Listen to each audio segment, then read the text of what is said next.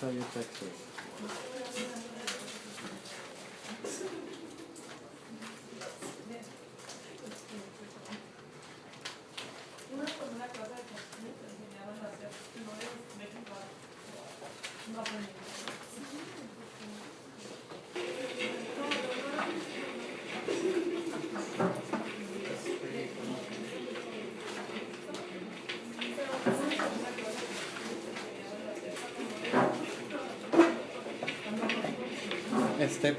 ¿Pueden decirme más o menos qué se ve?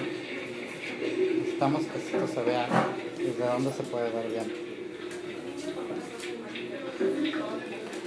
¿Qué necesita ver? ¿The screen? What? ¿Pueden decirme más o menos qué se ve? ¿Dónde van a hablar ellos? ¿Ahí?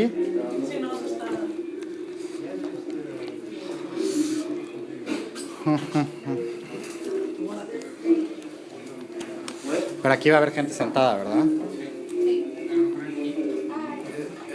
¿Dónde van a hablar ellos? ¿Ahí? Ok, perdón. Es que esto me... A ver, dime. ¿Qué es? Aquí va a haber gente Pues yo creo que aquí sobre vas a tener. Pero es que vamos a tener que estar parados, está muy bajito. ¿Por qué no lo amarras con una cinta aquí al palo? Sí, pero después se va a mover. Mira, pues ya lo... Puede ser un banquito, sí. Porque esto se puede hacer más corto. Exacto. Rocío, ¿tienes algún como banco? ¿Un stool? ¿Alto o silla? Solamente las altas que están enfrente. Mira, usa esta.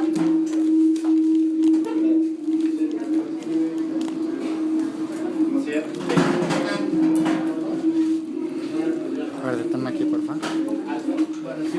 Gracias. Vamos aquí.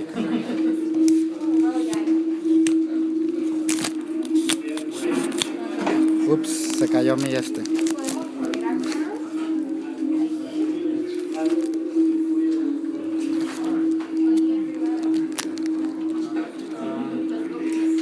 están preguntando los ponentes cómo pasan sus presentaciones. Tenemos un hard drive para que todo el mundo lo pase. ¿Cómo le hacemos? Pregúntale a Rocío si tiene algo. A ver, Rocío. Esto quizá... ¿Te traigo el libreto? No. Sí, pero ahí está del mismo tamaño. Está más largo este.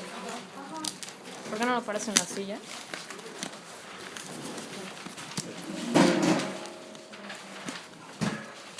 A ver, pero no, necesitamos que esté a esta altura más o menos. Sí, yo sé, pero para Ajá, jálalos. mismo tamaño. Igual no da. Dale vuelta.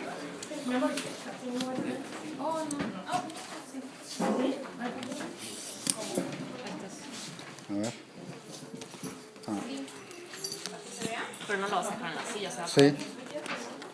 Sí, se queda en la silla. Pero sabes que esto está súper... ¿Y por qué? No, pero voy a estar cuidándolo. Ah, lo vas a pegar, ok. Pero necesito que esté más...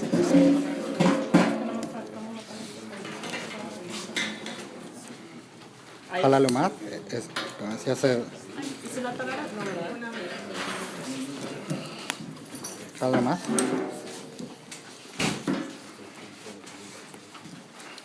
¿Cómo estás? Es un poco chueco. Me encanta tu tripié.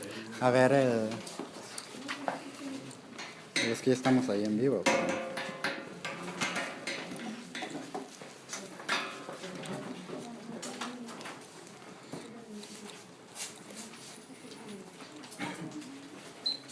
¿Sabes qué? Si le puedes cortar aquí y traer el diurex, creo que se quedó por allá.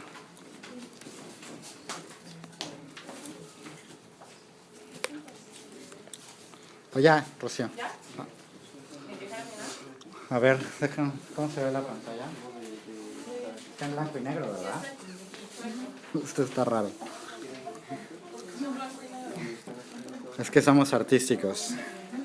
No, no, aquí... ¿Y sabes que la bajan un poquitín más alto? Se puede. ¿Qué? Se puede.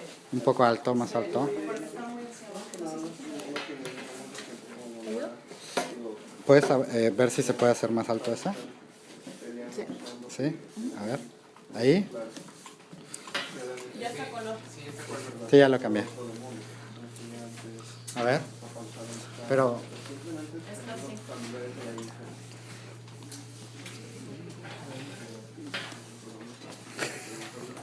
a ver. Ahí ya se ve mejor, ¿no? Ok. Igual si está tan lindo, pero no es tan grande. No. Aparte es community event. Entonces, ¿podemos jalar más? ¿O ahí está bien? Lo que no entiendo es por qué. Es que es el cañón el que está choco. Ah, ya. O sea, la proyección la tienes acá. Ok. No, entonces está bien. ¿Para qué le quieres hacer para atrás? ¿No? ¿Está bien? A ver, siéntate allá, a ver cómo se ve. Todavía no entras en la cámara. Todavía.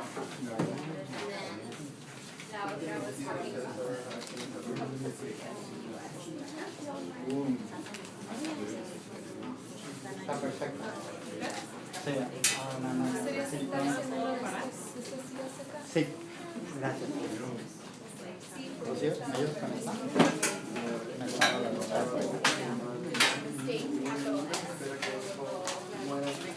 ¿Qué te parece nuestra tecnología? ¿Te gusta? Es que intentamos hacerlo con una computadora, es mucho más complicado. Un iPad no tiene tan buena resolución como el teléfono. Pues necesitamos tape aquí también para ajustar esto.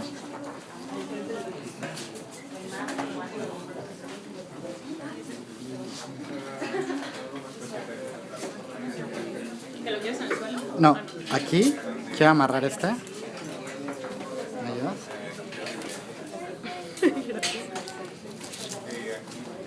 O sea, que no se mueva. Ujú.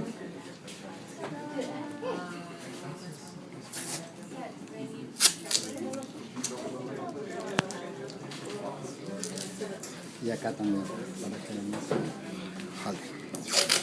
O sea, en algún punto se hace esto. Bien, exacto.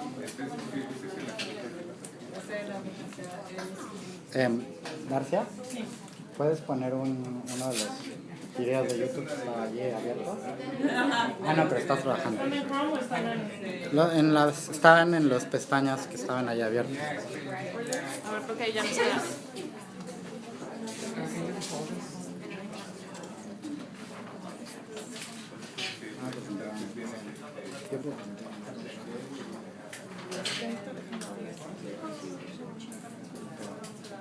Hazle la pregunta, ¿verdad?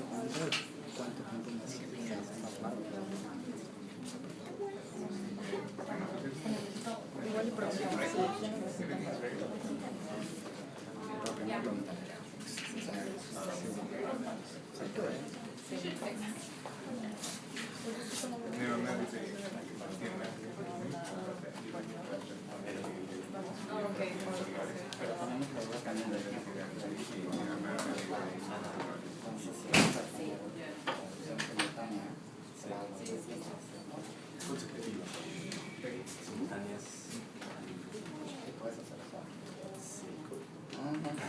O sea, no tengo equipo, entonces no. Ah, pero tendría que sentar cerca de ti. Podemos hacerlo. Sí.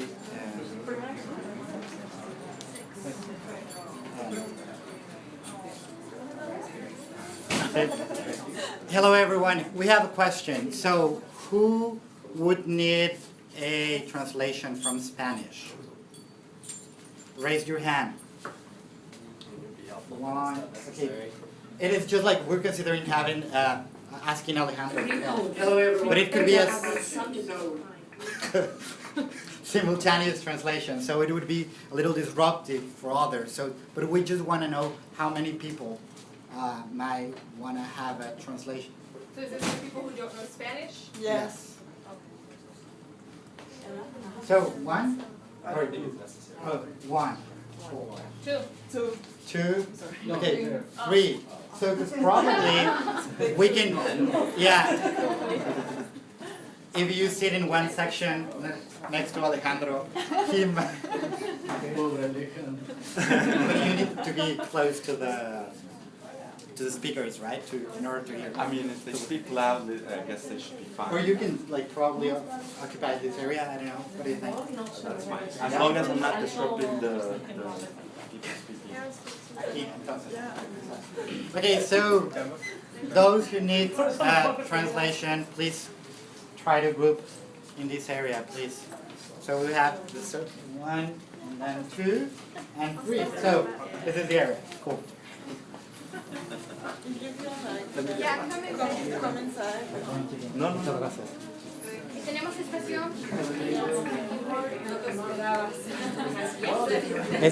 Podemos enderezar el proyector mejor en una.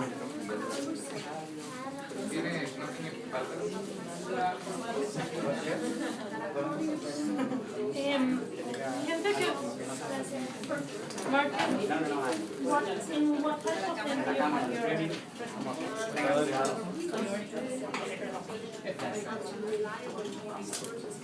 Para que haga bien el post.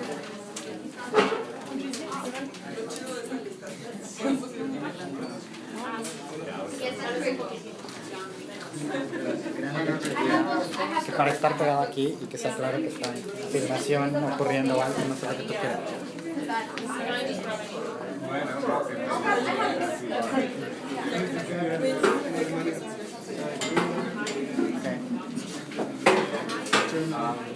¿Quiénes van a presentar? ¿Quiénes tienen presentaciones el día de hoy? A ver, ¿quién? Él es el último Ok, Norma y ¿quién más? y él. Y tú eres el último. ¿Qué tema es? Él es the Genesis of Change. ¿Quién va a hacer lo de multiviral slam poetry? Norma, tú ahorita. María, ¿no? María. María. Está Durex. Creo que era Slam poetry. pero no sé si ya llegó.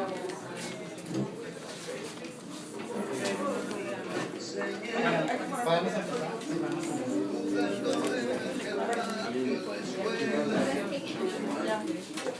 ¿No tiene el día? ¿Tiene el Durex?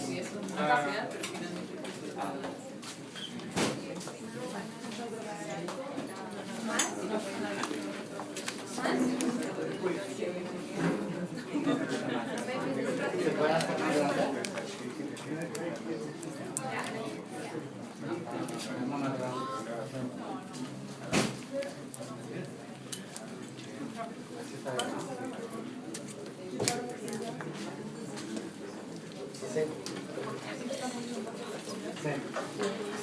Pensamos que tal vez si quitamos las sillas para que todos nos podamos sentar en el piso y así Solo ocupamos menos espacio. ahí protejamos entre todos el streaming, que es como lo están viendo en otros lugares.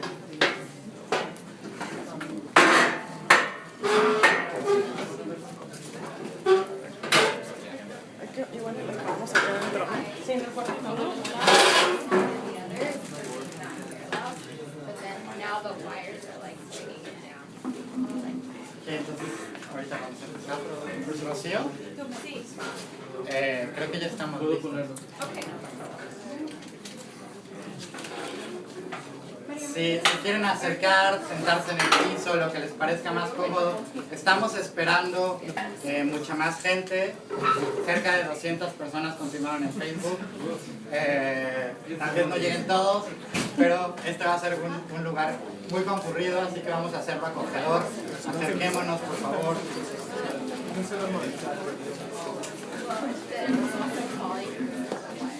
Y allí, tú me lo proteges. Esta va a ser tu tarea, por favor. Si se quieren sentar en el piso mejor para que todos puedan ver bien, estaría... ¿Usted necesita traducción? ¿No? Perfecto.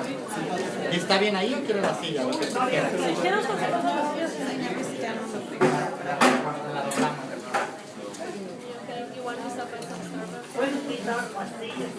Aquí van a hablar, gente. This is for the speakers. ¿Sí? Y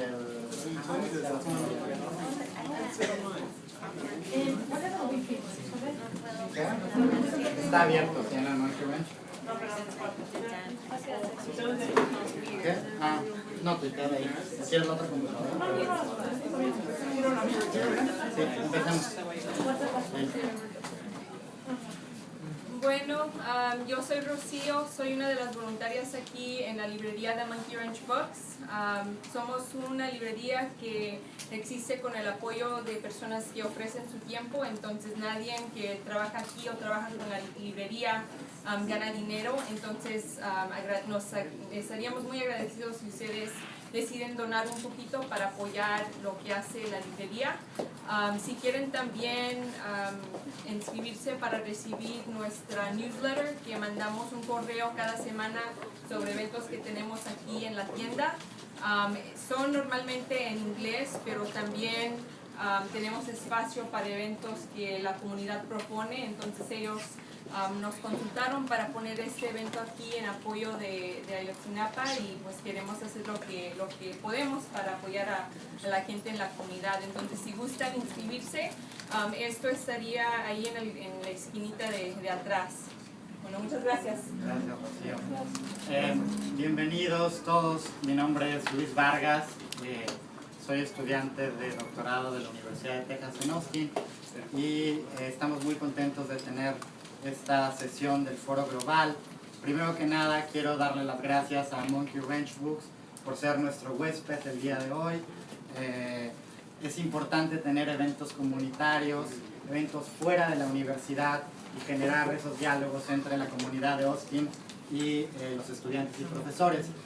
El evento del día de hoy se llama Noviembre 20, Otras Revoluciones, Other Revolutions, y es un evento con el que Austin participa en el marco de un foro global que se llama México y la herida del mundo. Es un foro global promovido por la red plural Ayotzinapa Somos Todos y que está ocurriendo a lo largo de los meses de noviembre y diciembre en más de 70 universidades y centros de diferentes países de Europa, América Latina y Estados Unidos. Creo que tenemos por ahí Australia y algún país que también participa desde Asia.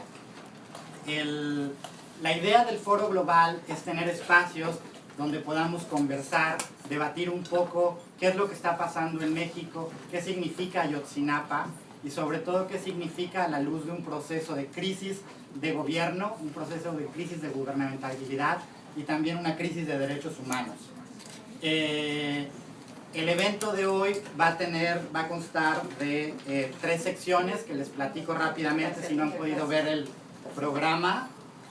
Primero tendremos una primera sección de presentaciones que son más de tipo literario y artístico. Nos va a acompañar con una lectura dramatizada Norma. Después vamos a tener un multiviral slam poetry rap. Que no sé si ya está el presentador aquí. María, perfecto. Y después, bueno, alguien nos va a hablar de la policía y los guardias. ¿Quién es? Tenemos al presentador, tercer presentador. Hacia las 6:30 vamos a dar inicio con un panel especial para este foro que se llama México y la herida del mundo, donde vamos a tener a 4 invitados que ya nuestro moderador Mario Castro nos va a platicar quién es al rato. Y finalmente vamos a terminar con las presentaciones que convocan a este evento. Es decir, ¿qué significa la Revolución Mexicana en nuestra vida cotidiana? ¿Qué significa la Revolución Mexicana a más de 100 años? Se convirtió en un recurso del Estado para dominar, en parte de una retórica. Tiene todavía el potencial de activar ciertos movimientos sociales. Tenemos presentaciones de distintos tipos que van a ser muy interesantes. y terminaremos con la participación de un grupo de jaraneros, tocan como son jarocho, van a estar por aquí. Entonces, bueno, pues este es el evento. Vamos a dar inicio con la lectura dramatizada a cargo de Norma Varela. Muchas gracias, un aplauso.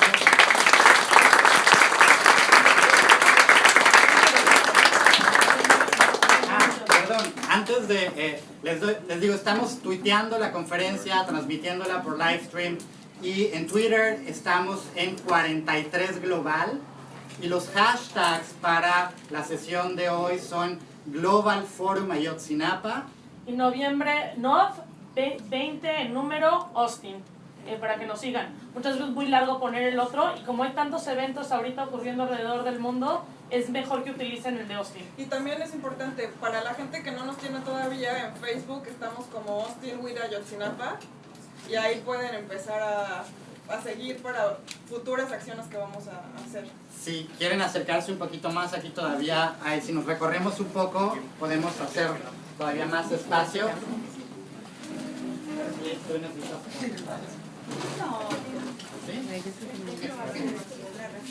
Muy bien. Bueno, pues buenas noches.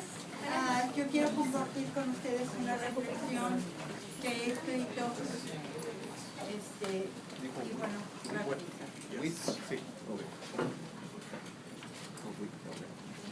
voy a contar del 1 al 43, para que no se me olvide que México se está desangrando, para que no se me olvide que en México muchas veces no tenemos un cadáver que velar, pero sí muchas ausencias que llorar. Voy a contar del 1 al 43, por los nombres que se suman a más nombres en la lista de desaparecidos. ¿Dónde están nuestros hijos, nuestros hermanos? ¿Dónde quedaron sus sueños y esperanzas de una vida mejor? ¿Acaso enterrados en un desierto o en un paraje solitario?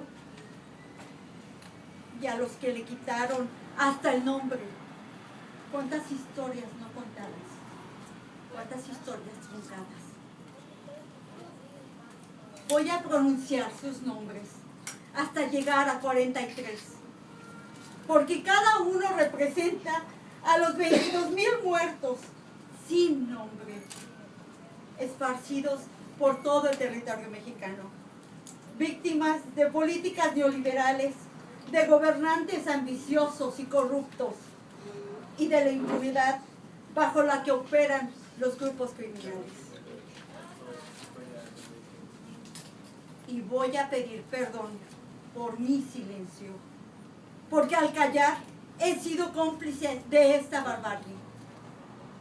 Y voy a repetir sus nombres para que se queden grabados en mi memoria renovada, segura de que una revolución comienza en una conciencia social, amor a sus semejantes y empatía a su sufrimiento.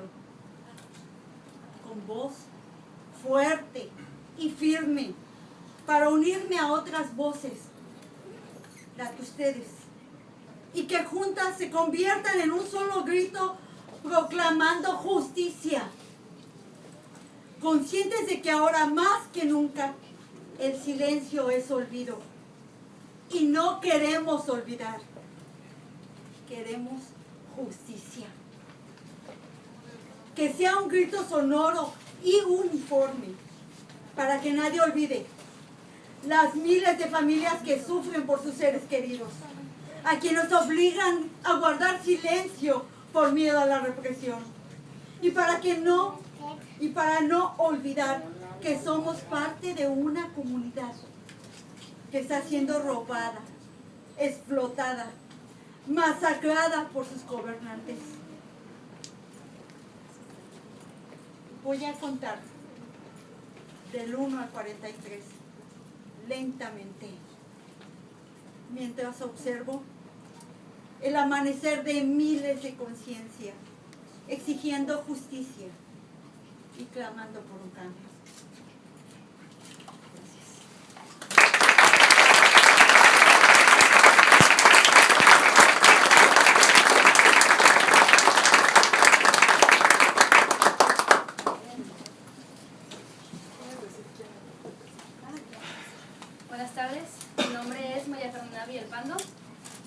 Reynosa, Tamaulipas, México.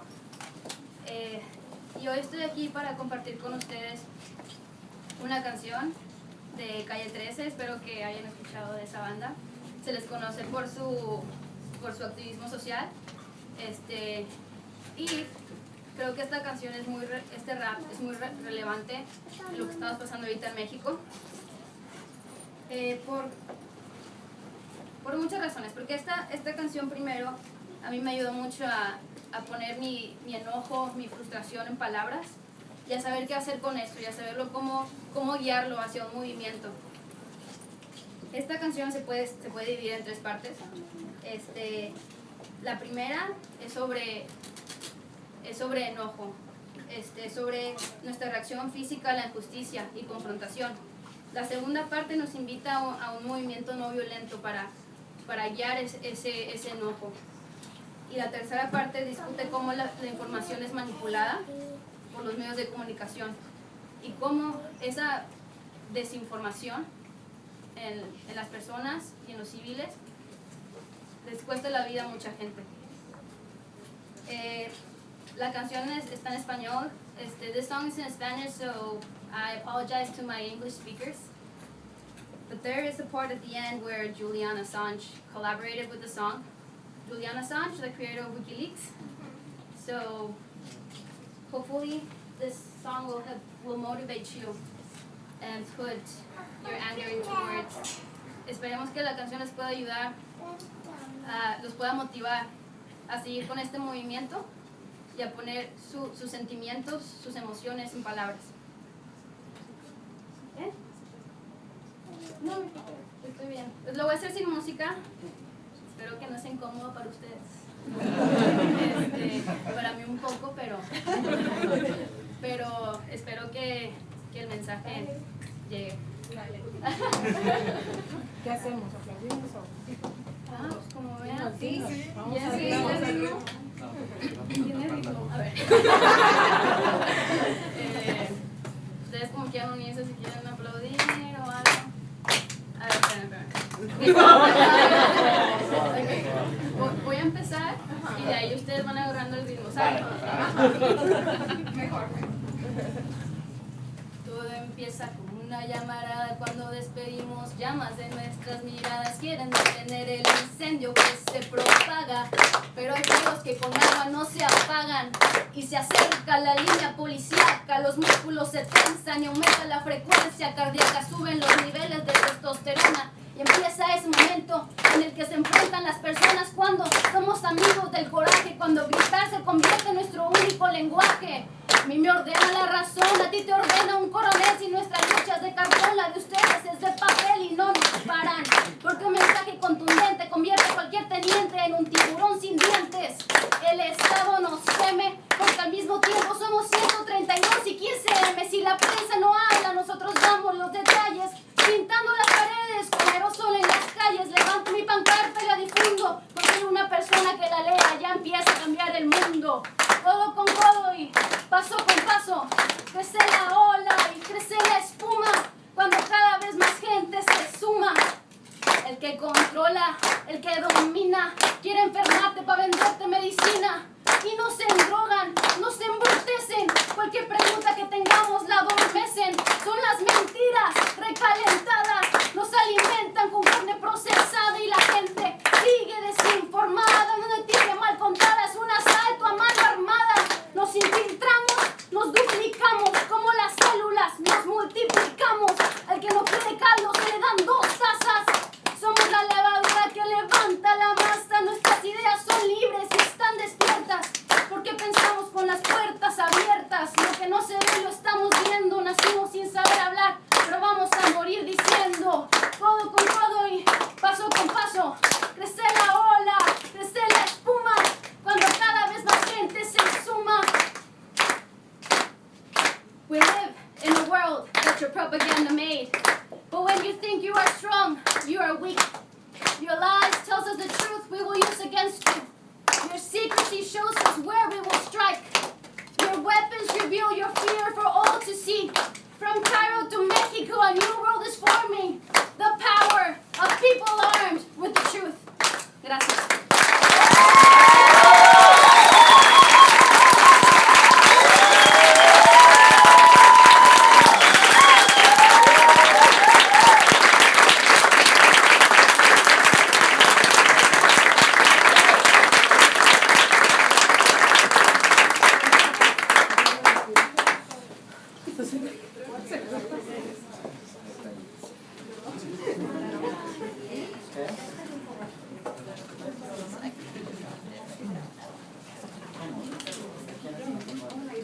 a decir nada. O sea, ya está.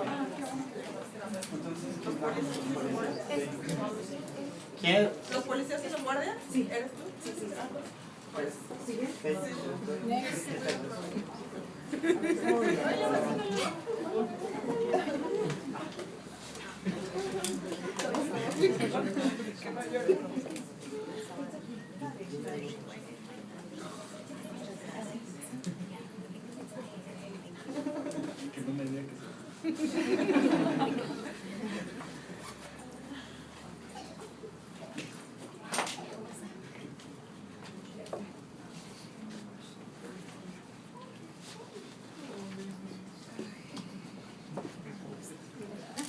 Y estoy aquí en solidaridad con toda la comunidad mexicana y toda Latinoamérica, ¿verdad? Porque este dolor que está pasando México en este momento es algo que los latinoamericanos en todo el continente estamos también ahí con ustedes, ¿verdad? Y es parte de nuestra historia también.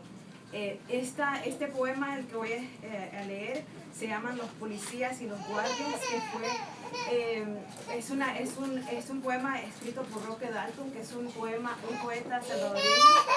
No, you're okay. No. It's okay, mama.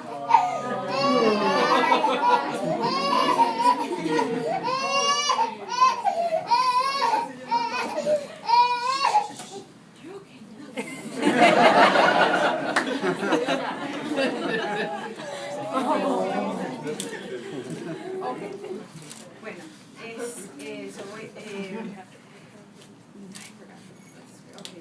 y van a oírlo, ¿verdad? Y van a saber exactamente de qué se trata este poema.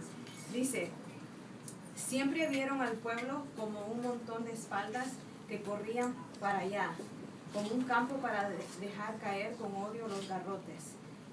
Siempre vieron al pueblo con el ojo de afinar la puntería, y entre el pueblo y el ojo la mira de la pistola o la del fusil. Un día ellos también fueron pueblo, pero con la excusa del hambre y del desempleo, aceptaron una arma, un garrote y un sueldo mensual para defender a los hambreadores y a los desempleadores.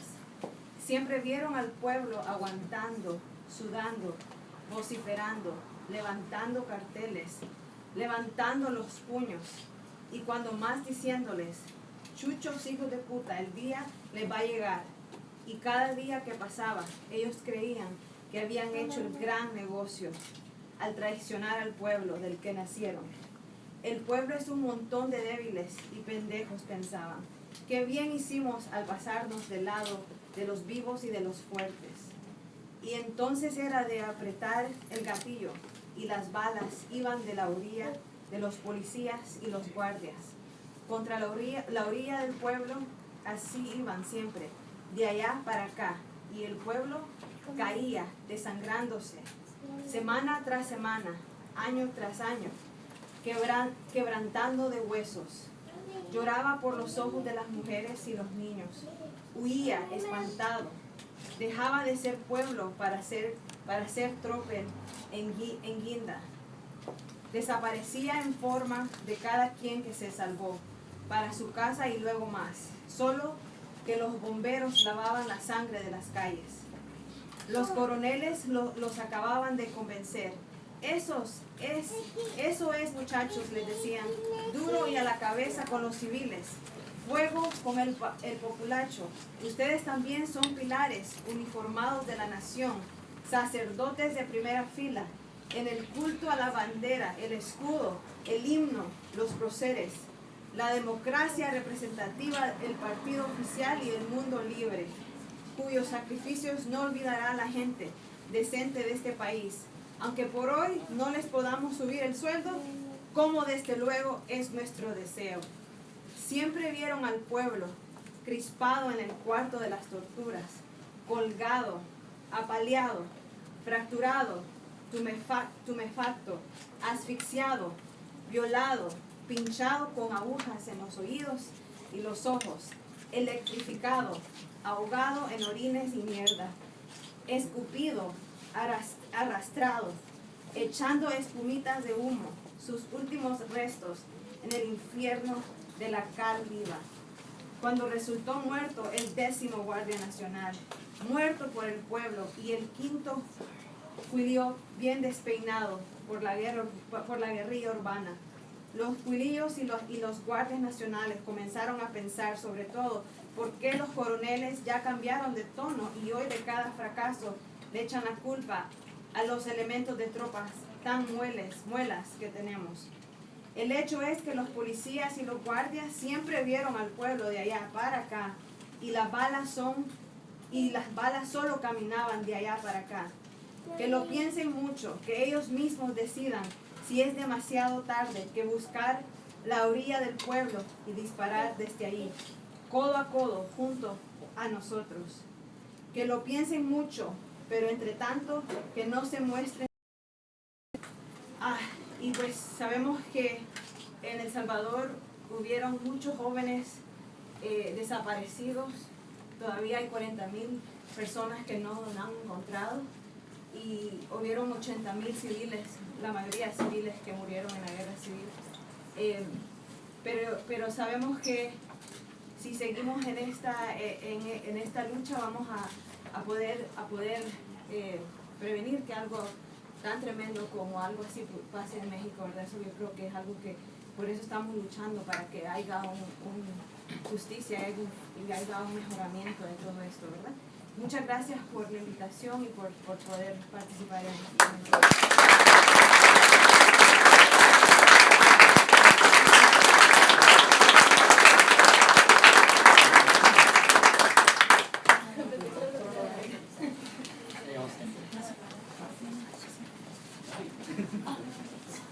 Bueno, ahora va a empezar el panel Foro México y la herida del mundo. Como ya lo dijo Luis, este evento es parte de un foro global que se llama México y la herida del mundo, y queríamos que una parte del evento también tuviera información y hablar sobre lo que está ocurriendo en México, porque sabemos que hay muchísima desinformación y por todas partes están los medios de comunicación con muchas contradicciones y todo, y invitamos a ciertas personas que creemos que nos pueden dar también un acercamiento distinto a la realidad de México. Invitamos a 3 profesores y otros 2 van a estar por Skype, y Mario va a ser el moderador. Sí, nos ponemos, también ya tenemos aquí están Alejandro y Eric.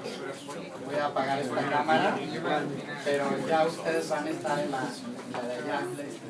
Creo que ahí te veo a ti, Alejandro, no veo a Eric. Si Eric puede prender su cámara. Comenzamos. Muchas gracias por estar aquí. Y también aquí atrás hay más espacio.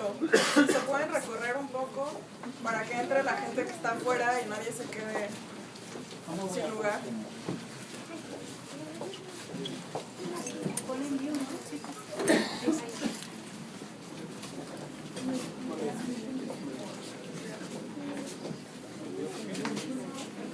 Ellos ya están. Muy bien. Ellos como Alejandro.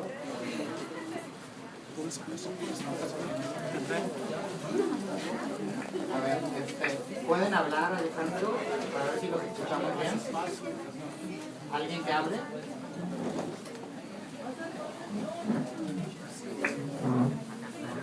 A ver, otra vez. Sí, los escuchamos bien. Okay. Perfecto. Sí, a Eric no lo vemos todavía, pero...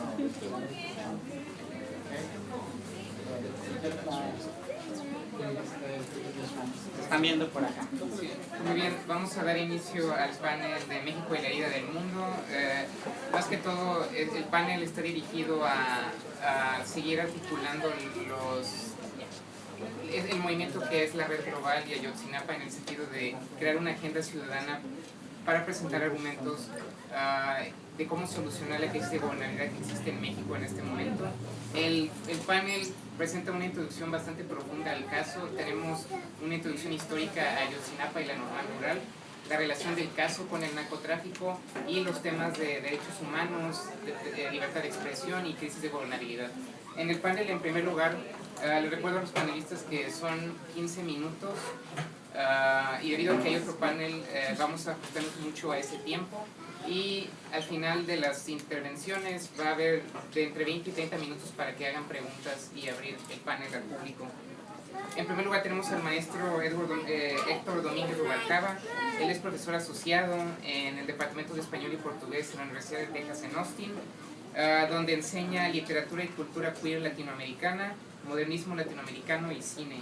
Algunas de sus publicaciones incluyen La modernidad abyecta, formación de discurso homosexual en Latinoamérica, y editó el volumen de ensayos de Gender Violence at the US-Mexico Border.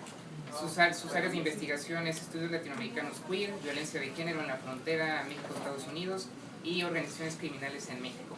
La segunda intervención es de la profesora Gabriela Poli. También es profesora asociada en el Departamento de Español y Portugués, y sus áreas de investigación se enfocan en el trabajo de periodistas y cronistas en Latinoamérica, la representación de la violencia en contextos de conflictos armados, caos político y negocios informales, así como la experiencia afectiva del acto de escribir. Algunas de sus publicaciones incluyen Narrating Narcos, Stories from Culiacán en Medellín, en Cosa de Hombres, Escritura y caudillos en la literatura latinoamericana del siglo XX. La tercera intervención es de Alejandro Vélez. Él es doctor en Humanidades por la Universidad de Pompeu Fabra, y él es editor y coordinador del portal online Nuestra Aparente Rendición, y ha presentado conferencias en seguridad, terrorismo y vigilancia en Londres, Oslo y Madrid. También ha sido profesor invitado en el programa de Legal Studies Abroad en la Universidad de Pompeu Fabra. Tenemos después a Eric Gutiérrez, que hace investigación sobre la Constitución de 1917 en relación con la protesta social y es parte del Frente de la Libertad de Expresión y el Derecho. Han trabajado con la cuestión de los amparos en Ciudad de México, la Ley Bala en Puebla, los cambios en la Comisión Nacional de Derechos Humanos y la libertad de expresión en el contexto de la Comisión Interamericana de Derechos Humanos. Y al final tenemos al profesor Ariel Dulitsky.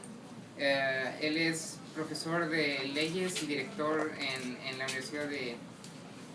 Es profesor de leyes y director del Human Rights Clinic y director de la Iniciativa Latinoamericana. Es un experto en el sistema de derechos humanos interamericanos, ha publicado extensivamente en este tema y ha hablado sobre los derechos interamericanos en relación a la discriminación racial y a las leyes en Latinoamérica. Y en el 2007 recibió el premio Gary Bellow Public Service Award de la Escuela de Leyes de Harvard. Entonces, en primer lugar tenemos al maestro Domingo Rubalcaba.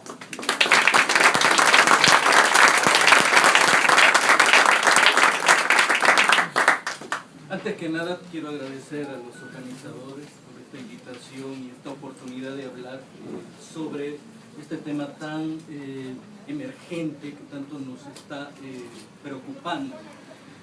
Y bueno, yo quisiera empezar por decir que esto no es nuevo, por decir así. Y que Guerrero es, en todo caso, el estado que más ha sufrido conflictos en la historia de México.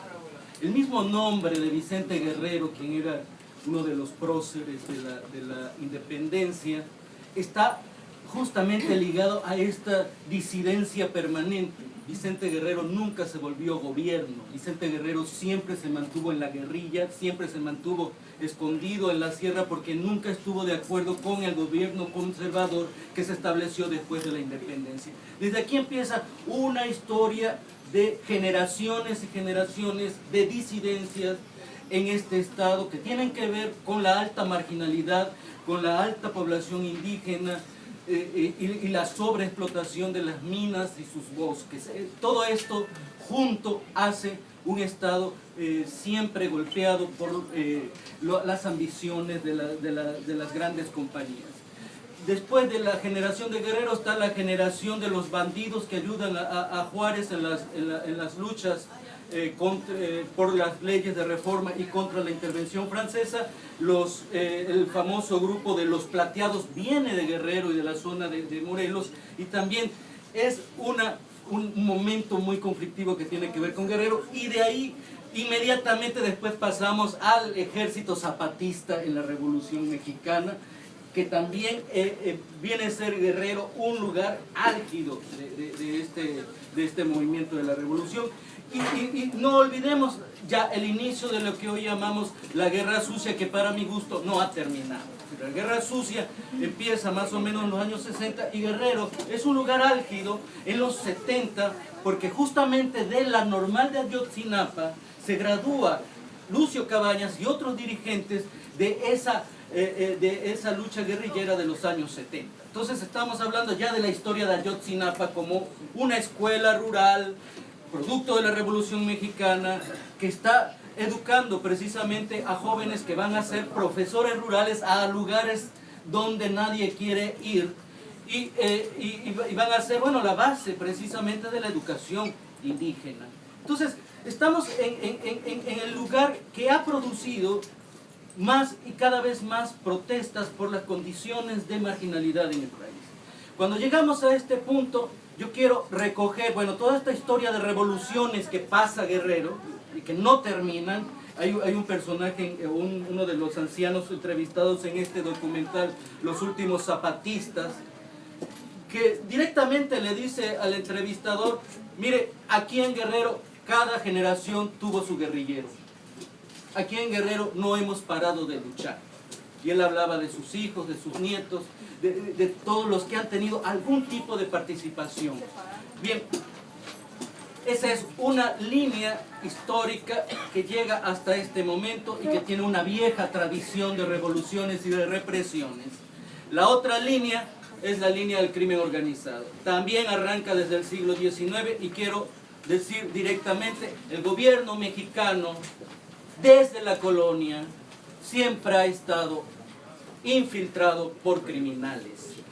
Yo podría afirmar que la República Mexicana es una república criminal en ese sentido. ¿Qué es lo que estoy tratando de decir? En la independencia participaron los piratas. Sin los piratas no se hubiera ganado la independencia. En las guerras de reforma participaron los bandidos. Sin los bandidos no se hubiera ganado la guerra de reforma ni se hubieran expulsado a los franceses. En la revolución también tenemos líderes bandidos. Es decir, podemos leer la historia buena de Emiliano Zapata, la historia que nos cuenta, la historia oficial que nos cuenta el gobierno mexicano, pero también podemos ir a consultar los periódicos de la época, que lo he hecho, aquí están en la biblioteca Benson, y me encuentro con que Emiliano Zapata es tratado de la misma manera que tratamos en este momento al Chapo Guzmán.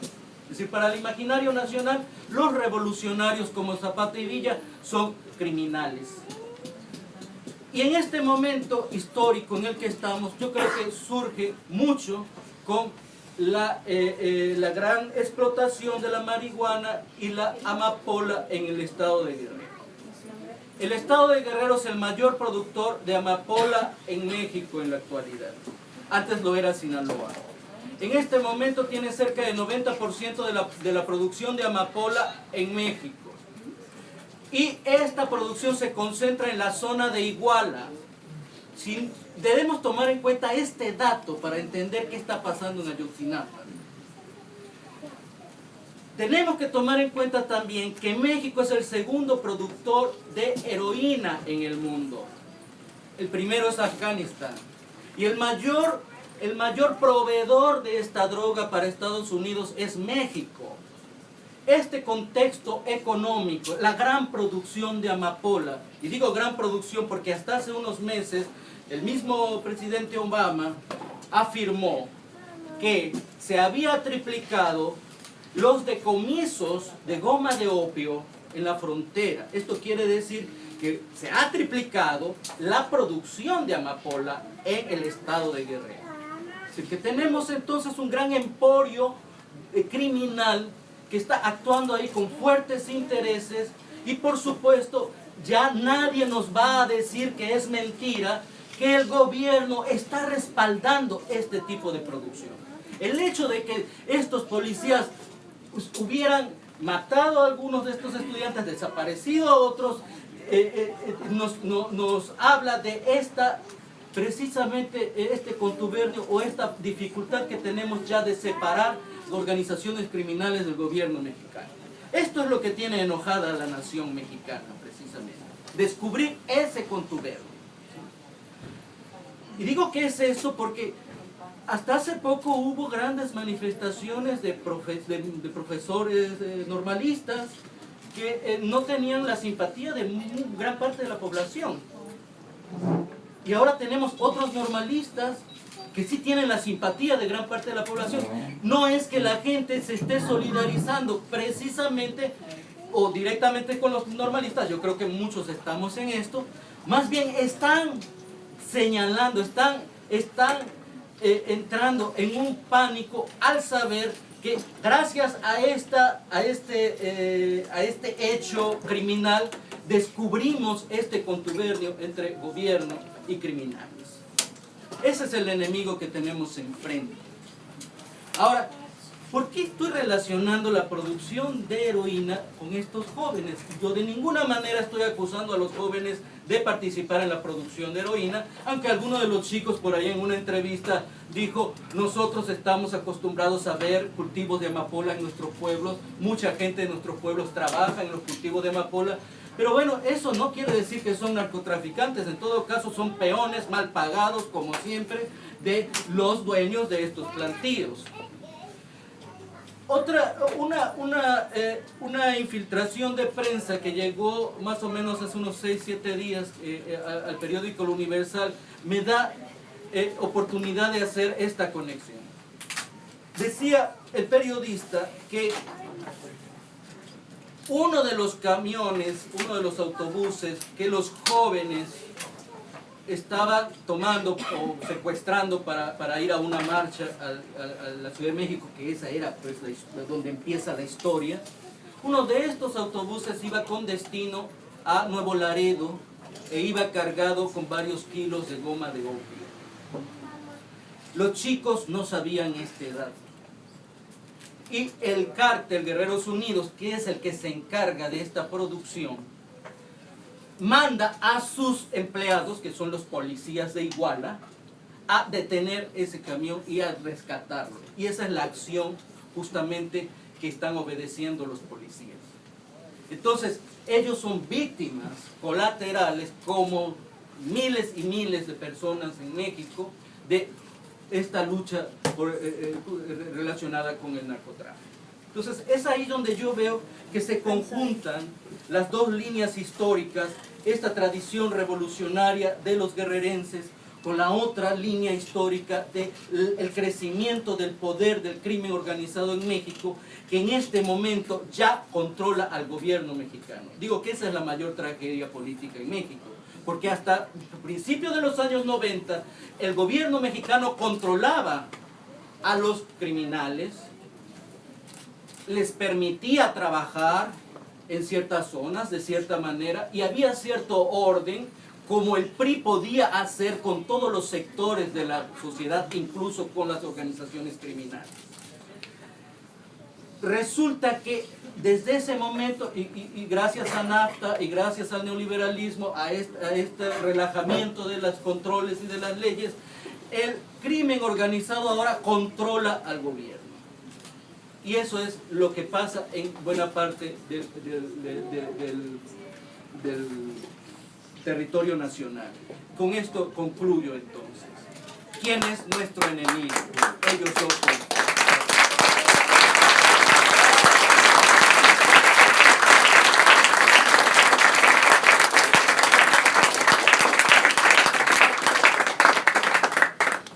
Muy bien, a continuación tenemos a la profesora Gabriela Poli.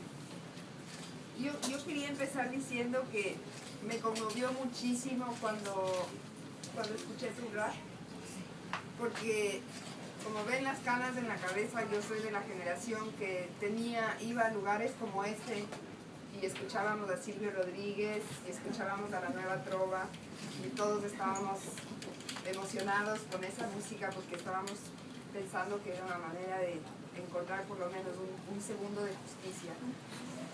Y nada cambió.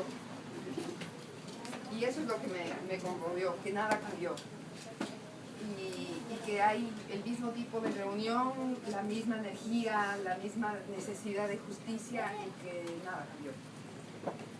En esos años el enemigo era el Estado, en esos años el enemigo identificable, un ejército represor.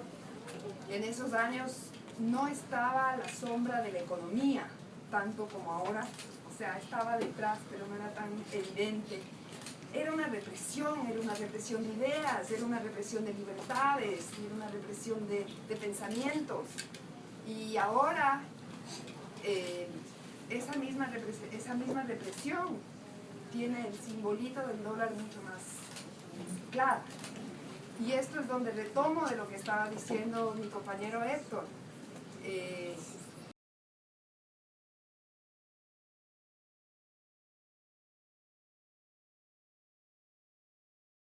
Mucho tiempo ya, hace 10 años diría yo, historiadores y cientistas sociales han venido diciendo, encontrando esta continuidad, pero al público general como nosotros aquí nos costaba pensarnos que una etapa había empezado y que bueno, era otra cosa, no podíamos ver los lazos de continuidad. Cuando escuchamos, y en esto retomo lo que estaba diciendo Héctor, cuando vemos lo que pasa con los muchachos de Iguala, se evidencian estas dos formas de violencia. Hasta digamos los 72 migrantes, sí, el puesto de los militares estaba cerca, pero no fue de una manera tan evidente. Salieron de un bus y se subieron a otro.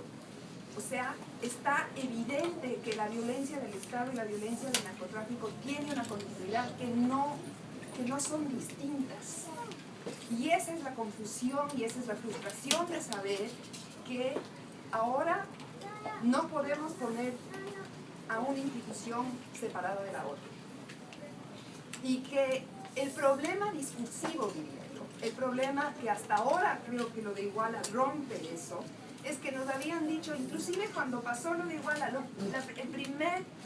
la primera cosa que se dijo es que los muchachos están metidos de narco, como Guerrero está ahí, hay una infiltración de narco.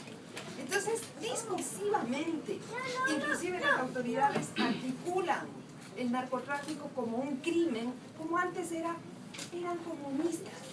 Si desaparecieron, algo habrán hecho. Bueno, ahora es que están coludidos con el narcotráfico, algo habrán hecho. Entonces, discursivamente se trata de separar al tema del narcotráfico y se termina criminalizando a gente que no está cometiendo crímenes. Hay un problema con el término narcotráfico, cuando se acuña el término narcotráfico, que es con la generación de la guerra contra las drogas, es que se pone en la misma bolsa al matón, al que lava plata y al campesino que cultiva.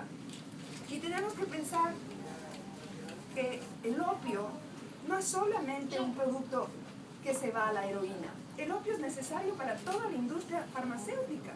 Entonces, es muy difícil decir hasta aquí es legal y hasta acá es ilegal.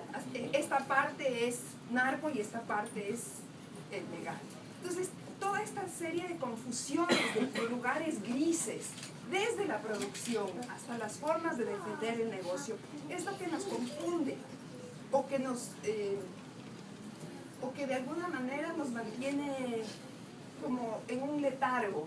Y creo que esto de Iguala puso en evidencia tantas cosas que resonaban en el fondo, pero que no estaban siendo tan evidentes como la continuación de las formas de violencia.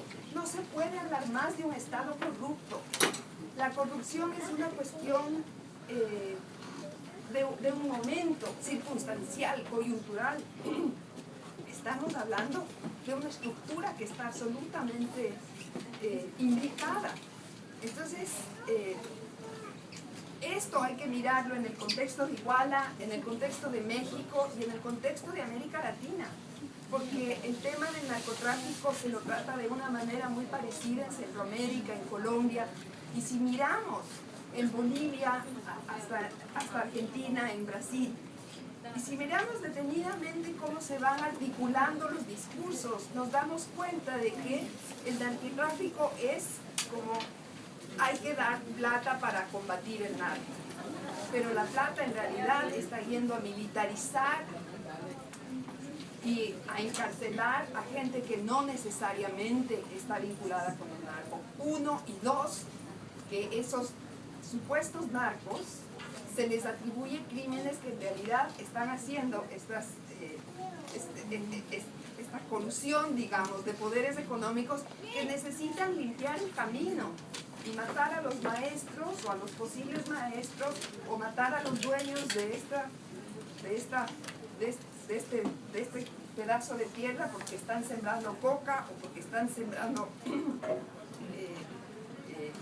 amapola, cuando en realidad hay un interés de construir una mina, cuando en realidad hay un interés porque este puede ser un paso de droga. Entonces, hay que estar muy alerta a cómo los medios de comunicación nos dicen las noticias y estar muy alerta a cuando se achaca el crimen del narcotráfico a cuestiones que tienen otra profundidad, que tienen otra dimensión, una dimensión un poco más compleja. No podemos caer en ingenuidad de que todo es el narco. Voy a parar aquí porque se me fue la voz. Agua.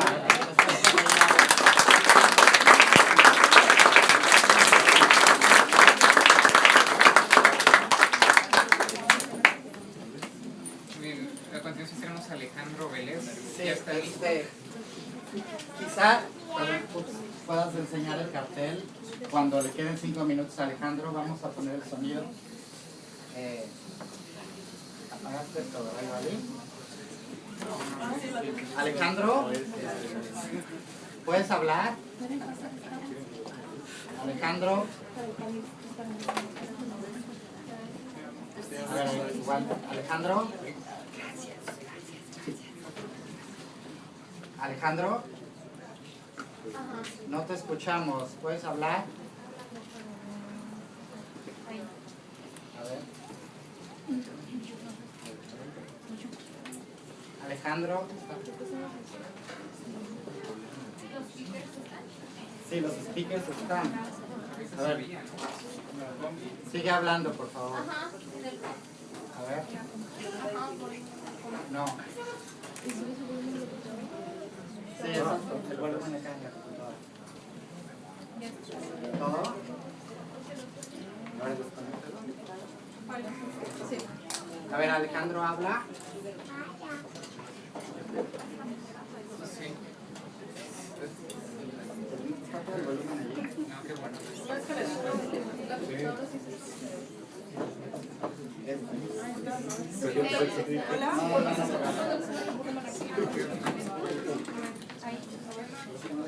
Parece que es la conexión de él, ¿verdad? A ver, Eric, ¿tú puedes hablar? Sí, Luis. Sí, a ti sí te escuchamos. Es tu conexión, Alejandro. Algo está mal. Que hable. Podemos, sí, exacto, que participe Eric y si quieres colgamos y volvemos a llamar para ver si así se reúne. Pero Alejandro, Eric, ¿puedes comenzar a hablar? Claro que sí. ¿Ustedes me dicen ya en este momento? Ya, te escuchamos perfecto. Perfecto. Bueno, pues primero que nada yo quiero agradecer la invitación a nombre del Frente por la Libertad de Expresión, que es el conjunto de organizaciones a las que tengo el gusto de representar en este evento, en este diálogo. Y también nos gusta celebrar esta iniciativa como el Foro Global de la Universidad, que creo que sirven muchísimo y aportan muchísimo para dar a conocer y para escuchar muchas voces alrededor del mundo, y que este crimen que sucedió en Ayotzinapa no quedó nada más tapado por la historia de una casa blanca de una que era más pues una estrella de Hollywood, ¿no? Quisiera comenzar diciendo que las expresiones de inconformidad y de disenso en México sí tienen su origen primordial, digamos así, en un contexto adverso a los derechos humanos, pero también es mucho más complejo porque nos encontramos frente a un escenario de impunidad, pobreza, de omisiones de complejidad del Estado y, por supuesto, violaciones claras a los derechos humanos que han valido la atención de instancias tanto nacionales como internacionales, y el último y lamentable ejemplo de esto, como lo que ocurrió en Ibarra Guerrero. Siguiendo un poco de guión y tomando en cuenta el tema de la siguiente mesa, ¿no? El 20 de noviembre, que implica la revolución, me dediqué a reflexionar un poco y consideramos dentro del Frente por la Libertad de Expresión que Ayotzinapa es el resultado por lo menos de 5 factores estructurales que nos acompañan desde hace más de 100 años a los mexicanos. Uno de ellos es la opacidad en el manejo de los gobiernos estatales. Desde la época de la Revolución, los estados de la República han sido trabajados con cacicazgos, aparte de la federación. Hay una falta total de rendición de cuentas y de transparencia incluso en el manejo de los recursos financieros que se asignan desde el presupuesto federal. Una vez que la federación asigna los recursos del presupuesto de los estados, nadie se dedica a orientar. De tal suerte que no extraña para nada, ¿no?, que el gobernador de Iguala conociera los hechos de la trayectoria, incluso los partidos políticos sabían la trayectoria de Abarca y el vínculo que tenía su esposa con el narcotráfico. Si nadie exige rendición de cuentas, entonces estamos abriendo un espacio terrible para la impunidad y para acciones adversas contra la población, como la ley contra los derechos humanos. Otro de los factores es la función del diseño de los cuerpos de seguridad estatales. Todos sabemos, lamentablemente, la policía es la primera que interviene y agrede a los normalistas aquel día 26 de septiembre. Y es que los cuerpos de seguridad no están diseñados en México para proteger a la ciudadanía. Más bien están diseñados para proteger una estructura, un estado puro. Y ese es el problema. Los cuerpos de seguridad no tienen una lealtad hacia la población, sino hacia el trabajo, hacia quien debe proteger, que es la estructura de autoridad que está arriba de ellos. Ni siquiera tienen que proteger la ley, tienen que proteger a un individuo, a una estructura, a una idea, ¿no? Les comento una situación que sucedió durante las protestas del 1 de diciembre en la Ciudad de México. La Comisión de Derechos Humanos del Distrito Federal emitió una recomendación después de que se dieron casos documentados de detenciones arbitrarias, de tortura, incluso en acciones por parte de la policía. La Comisión de Derechos Humanos del Distrito Federal dice que la policía debe ser capacitada en materia de derechos humanos. Y bueno, es una buena idea, son muy bien, pero bendito al hecho, hay mucho trecho, como dice el propio mexicano. A esto se suma un tercer factor del que les quería comentar, y esta es la falta de enfocación e interés real del Estado para respetar y promover los derechos humanos. Esto ha derivado, por supuesto, en una crisis actual de derechos humanos que a la situación de una pasa en toda la pública, nacional e internacional. Y es que, en efecto, México es líder cuando se trata de firmar tratados internacionales, y la Constitución mexicana, fruto de la Revolución, era de avanzada al reconocer los derechos sociales en la primera parte de la misma. Y, sin embargo, el Estado siente que los tratados internacionales y la Constitución obligan, pero estorban. Y estorban porque el Estado no tiene la costumbre de actuar bajo el dominio de tanto de la población nacional como de la población internacional.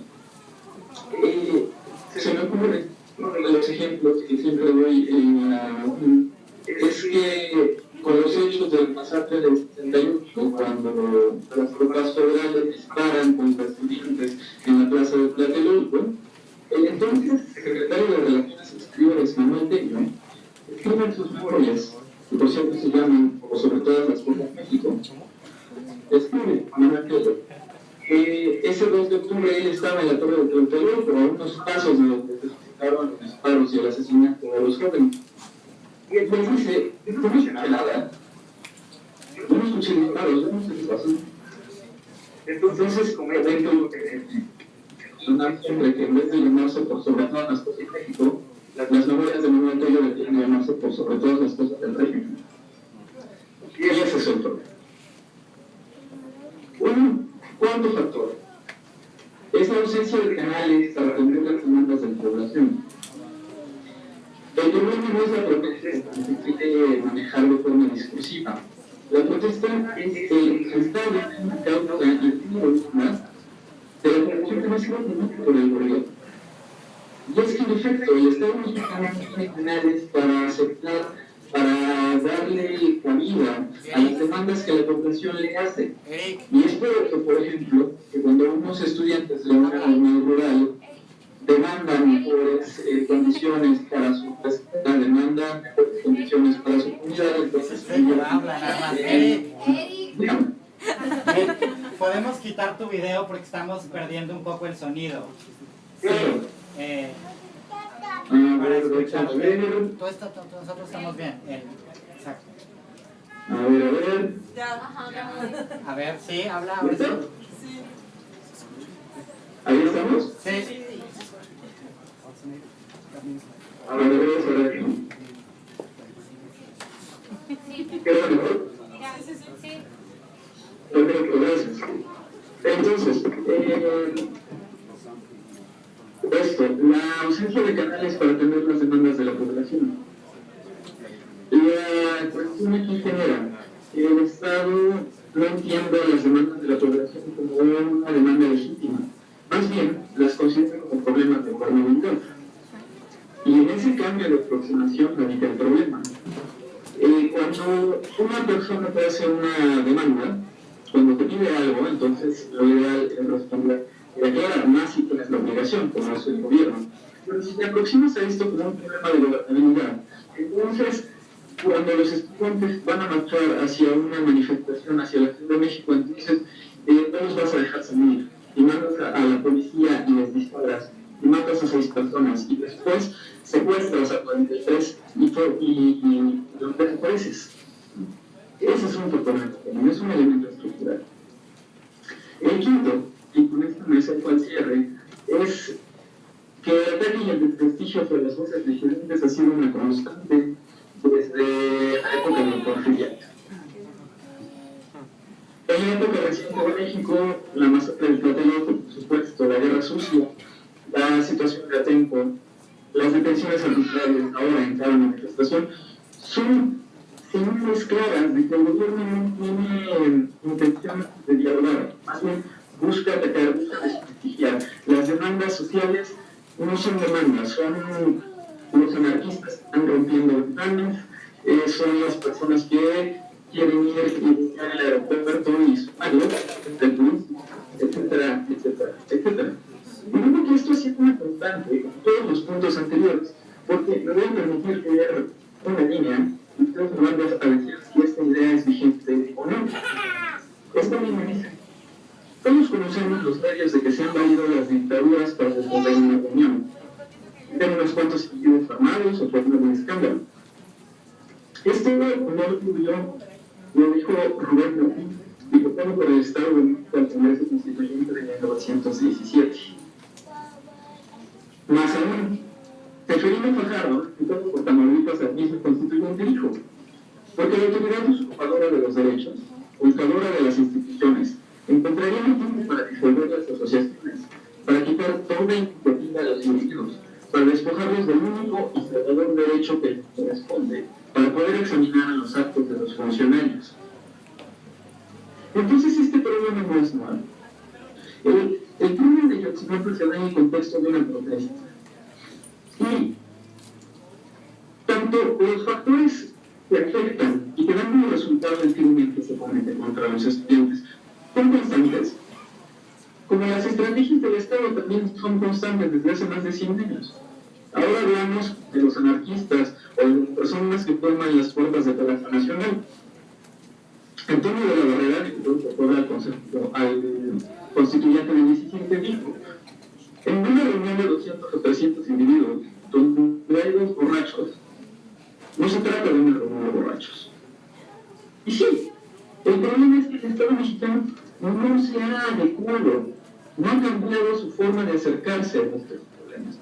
Estamos siendo habituados, como comentaba al principio, fuera del escrutinio nacional e internacional, y no han podido, o no han podido, adecuarse a estos vertiginosos tiempos modernos, donde la información circula a velocidades impresionantes. Y es que pensemos de esta manera: un crimen como el de Yotzinapa, si hubiera hubiera sido cometido en los años 70, hubiera pasado inadvertido y seguramente impune a los ojos del país y del mundo. Ahora, 40 años después, con la tecnología y con la sociedad de la información, este problema se convierte, y recordemos que se convierte en Iguala, en una ciudad pequeña. Entonces, gracias a esta tecnología, gracias a la sociedad de la información, este evento se convierte en foco de atención nacional, en sentido de indignación, de hartazgo, en una lucha que descubre la cantidad de cadáveres anónimos que están enterrados en este estado de Guerrero. Y también puesto en un foro que atrae la atención del mundo. Entonces, en el caso de Ayotzinapa, convergen, a mi parecer, venimos arrastrando deudas que venimos arrastrando desde hace más de 100 años. Y también elementos modernos que nos permiten conocerlo, que nos permiten acercarnos más. Y por supuesto, nos permiten poner esta clase de foros como el que hoy nos convoca y en el cual yo estoy participando a cientos de kilómetros de distancia y a través de una computadora. Estos elementos, a mí en lo personal, me hacen desesperar que el Estado sienta tal presión, que dé solución, y que al mismo tiempo la sociedad considere y se dé cuenta del proceso de empoderamiento tan increíble que ha adquirido en este periodo de tiempo. Y que en este momento no se puede ir. La demanda principal debe ser que se haga justicia. Una vez hecha la justicia, esta masa crítica, como se llama, este compendio, esta fuerza que ha generado la sociedad, no debe desbandarse. A mi parecer, esta tragedia nos une, nos empodera y nos abre una posibilidad para generar un cambio necesario. El presidente Peña Nieto es famoso en el mundo por las reformas que ha impulsado, pero la reforma más necesaria es que se acabe con la opacidad, con la corrupción y que se genere un verdadero Estado de Derecho. Con eso cierro. Muchas gracias.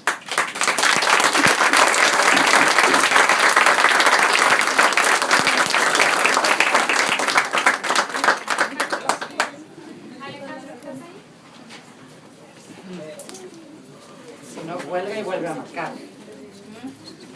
Los dos. ¿El prompt? Seguimos con el Ok.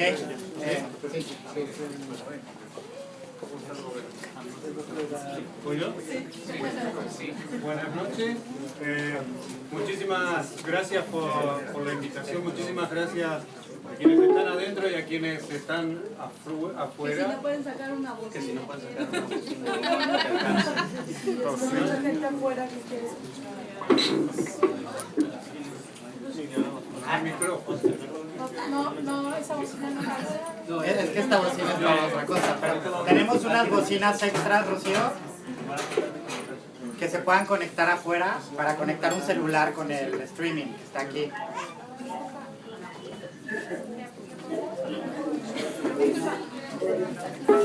¿Okay? También esa es la otra opción, si nos paramos, puede empezar a caber más gente.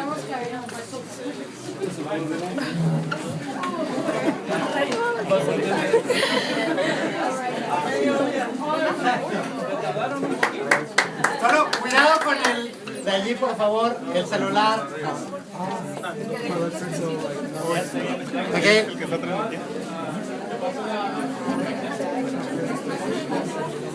Pero acérquense más.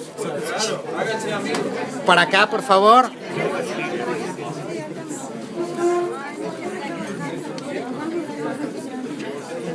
A ver. Cuidado ahí. Ajá. ¿Cómo estás? Bien. Está mucha gente. ¿Ok?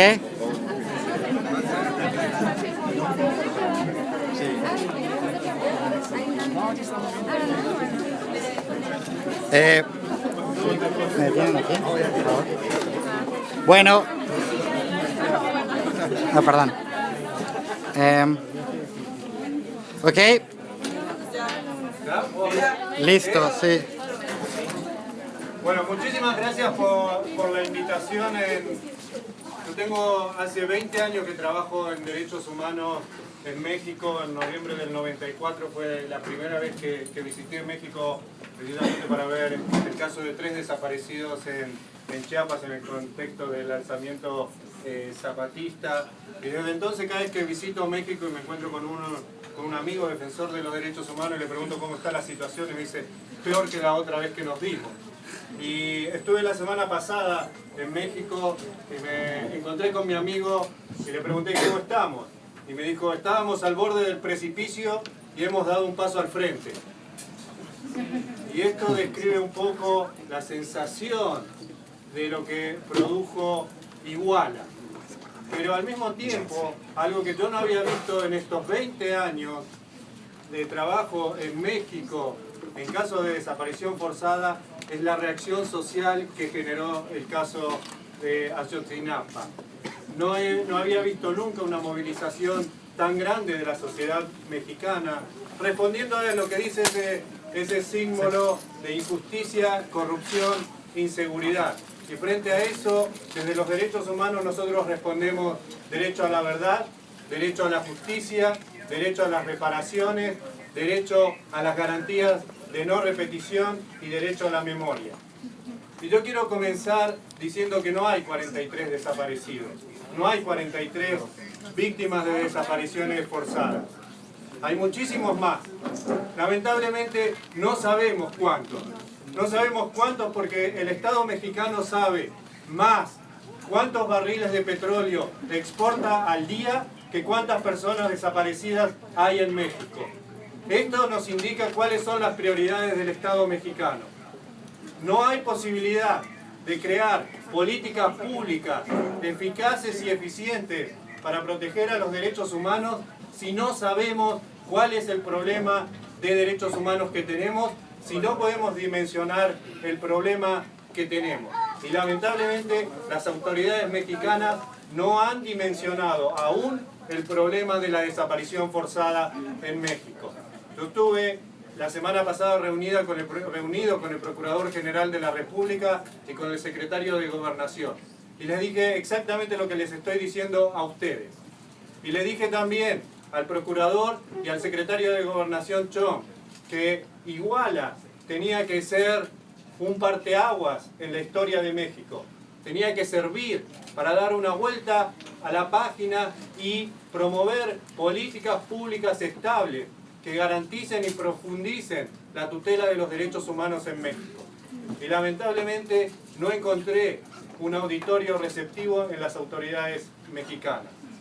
No encontré un gobierno que entendiese que Iguala debe igualar y que la normal debe normalizar. Con esto quiero decir, Iguala, donde hay 10.000 efectivos buscando a los jóvenes, supuestamente, tiene que servir del ejemplo cómo tratamos a todas las víctimas de desapariciones forzadas. No es un caso donde toda la fuerza del Estado tiene que estar tratando de buscar a estos jóvenes. Cada caso de desaparición forzada debería igualarse en la reacción de donde secuestraron a los jóvenes. ¿Y qué hacía el ejército para prevenir al crimen organizado que no se llevara a 43 jóvenes? Si la justificación que el ejército esté en las calles de México es combatir el narcotráfico, realizar operaciones de inteligencia para combatir y prevenir los delitos que comete el narcotráfico, Iguala es el caso paradigmático del fracaso de esta política del Estado. No puede ser que haya una base militar y haya connivencia entre las autoridades municipales y el narcotráfico y de repente el ejército no sabía nada de eso. Sí que sabía, se lo habían dicho al procurador y se lo habían dicho al jefe de la base militar y por años no hicieron nada y hoy estamos en esta situación. Nosotros le dijimos al gobierno mexicano, ustedes no tienen una base de datos genéticos. Por lo cual a todas las personas que están buscando personas desaparecidas, si ustedes encuentran una fosa común, exhuman los cuerpos, no hay forma que los puedan identificar. La primera exhumación que hicieron en Iguala, cuando abrieron las primeras fosas clandestinas que se encontraron y que dijeron, estos no son los jóvenes de la normal, Ahora tenemos los cuerpos que se exhumaron de esas fosas, hay familias llorando y esperando para la identificación de esos cuerpos en alguna parte de México, y porque no existe una base de datos genéticos, van a quedar en alguna morgue esos restos humanos y va a haber familias que van a seguir esperando por sus seres queridos por la inercia e ineptitud del Estado mexicano. ¿A dónde están las prioridades de México? Hoy está la sociedad movilizada. Todos dicen la prioridad es encontrar a los jóvenes con vida. El jueves pasado la Cámara de Diputados votó el presupuesto general de la Nación. ¿Y saben lo que votaron? 63% menos de presupuesto a la unidad especial de la PGR para búsqueda de personas desaparecidas. 63% menos. Estas son las prioridades del Estado. El Procurador General de la República ni siquiera sabía que le estaban reduciendo el presupuesto de su unidad especial de búsqueda. Yo se lo tuve que informar al Procurador y dijo, ahora mismo hablo con el Secretario de Hacienda. Habló con el Secretario de Hacienda y los diputados de todas maneras votaron la reducción del presupuesto. Estas son las prioridades del Estado mexicano. Pero yo dije, Iguala no son solo 43 jóvenes, no son 43 desaparecidos. Cada uno de los desaparecidos, y me alegro muchísimo que haya aquí las fotos y los nombres. Cada una es una persona que desapareció. Es una historia de vida. Es un hijo, es un hermano, es un padre, es un amigo, es un estudiante. No podemos nosotros olvidarnos y solo repetir números. Nos tenemos que acordar que estos son seres humanos. Esto es lo primero. Y segundo, cuando uno habla de desaparición forzada, no son solamente los 43 jóvenes. Cuando hay una desaparición, hay una víctima, que es la persona que desaparece, y todos sus familiares, que quedan en la angustia de no saber qué pasa con su ser querido. Y hasta tanto no se establezca la suerte y el paradero de esa persona que desapareció, las víctimas van a ser la persona desaparecida y todos los familiares que siguen en esa búsqueda. Y no es casualidad, como nos decía Héctor, que esto haya sucedido en Guerrero. En Guerrero fue el epicentro de las desapariciones forzadas durante la Guerra Sucia. Como mínimo sabemos que hubo más de 500 personas desaparecidas, probablemente el número es más cercano a los 1000 o 2000 personas desaparecidas. 5 minutos y lo voy a hacer en 2. Y hay un patrón que es igual en los casos de la Guerra Sucia y en los casos actuales. Es el patrón crónico de impunidad por las desapariciones forzadas y por las violaciones graves a los derechos humanos. No hay prácticamente ninguna persona condenada por las desapariciones forzadas actuales y no hay nadie condenado por las desapariciones forzadas de la Guerra Sucia. Y para terminar, para quedarme en el tiempo, lo estoy viendo desde aquí, el póster de las madres de Plaza de Mayo, que son un símbolo de la lucha y resistencia contra las desapariciones forzadas. Y lo que quiero rescatar es, tenemos todas fotos de jóvenes varones aquí, pero en toda América Latina, al frente de las luchas contra las desapariciones forzadas estuvieron las mujeres. Y no podemos olvidarnos de las mujeres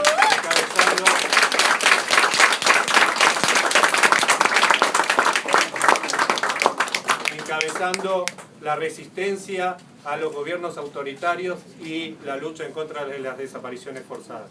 Y para concluir, todos somos Iguala y no podemos dejar solos a la familia. Muchísimas gracias.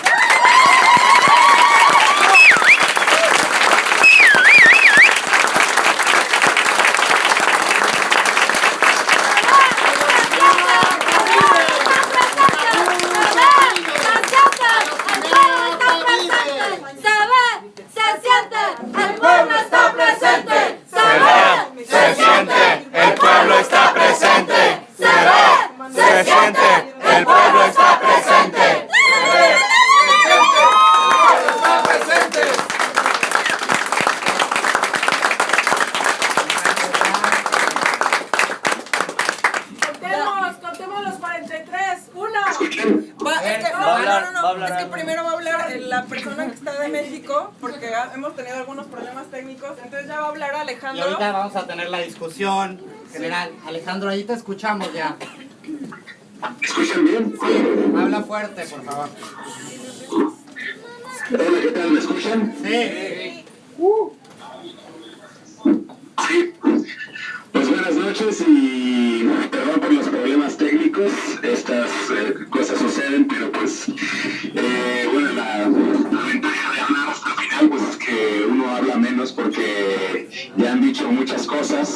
desde el gusto por Silvio Rodríguez hasta la emoción de sus últimas consignas. Yo pues quisiera preguntarme, bueno, yo estoy aquí porque Lolita Luz, que es la que coordina el sitio de nuestra bendición, pues es muy tarde para ella está en Barcelona y tiene una niña pequeña, entonces pues yo he salido un poco a la de emergente, como se dice, pero quiero empezar preguntando, como ella lo hace en su libro, 45 voces contra la barbarie, ella le preguntó a activistas, familiares de víctimas, especialistas, periodistas, ¿qué nos iba a sacar de esta apatía? ¿Qué nos iba a sacar a la calle, no? Algunos periodistas le dijeron que una cabeza en el Ángel o una bomba en el Zócalo. Y pues miren, ¿quién iba a decir que iba a ser la desaparición forzada de 43 casi niños que iban a tener a México en vilo, ¿no? Porque como comentó la compañera que habló en segundo lugar, pues llevamos mucho tiempo acumulando depresión, acumulando desencanto. Los que estamos aquí en el DF, pues, y que participamos en las mismas, pues ya nos saludábamos, ¿no? Siempre éramos los mismos familiares parecidos, los que sabíamos del Ángel, ya sea el 10 de mayo, ya sea el 30 de agosto. Y pues parecía que, como dice el periodista Oscar Martínez, nos despedíamos diciendo, ¿no? Nos vemos en la próxima masacre, ¿no? La próxima masacre que nos saque a la calle. Y pues esto en México, también como lo han dicho ya, esto ha sido una acumulación de masacres. Tan solo para el periodo de 2006 para acá tenemos San Fernando 1, San Fernando 2. Condenado por las desapariciones forzadas de la Guerra Sucia. Y para terminar, para quedarme en el tiempo. Yo estoy viendo desde aquí el póster de las madres de Plaza de Mayo, que son un símbolo de la lucha y resistencia contra las desapariciones forzadas. Y lo que quiero rescatar es, tenemos todas fotos de jóvenes varones aquí, pero en toda América Latina, al frente de las luchas contra las desapariciones forzadas estuvieron las mujeres. Y no podemos olvidarnos de las mujeres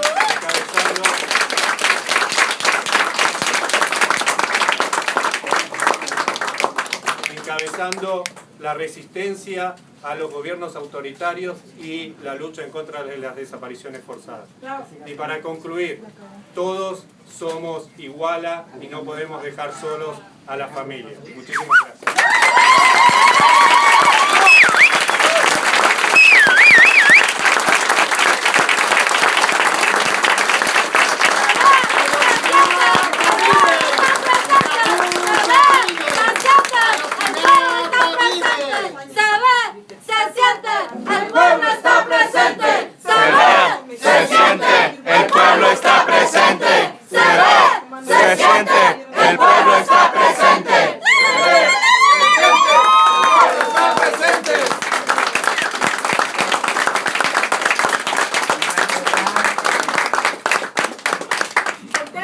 Contemos los 43. ¡Uno! Es que primero va a hablar la persona que está de México, porque hemos tenido algunos problemas técnicos, entonces ya va a hablar Alejandro. Y ahorita vamos a tener la discusión general. Alejandro, ahí te escuchamos ya. ¿Escuchan bien? Habla fuerte, por favor. Hola, ¿qué tal? ¿Me escuchan? Sí. Sí. Pues buenas noches y perdón por los problemas técnicos.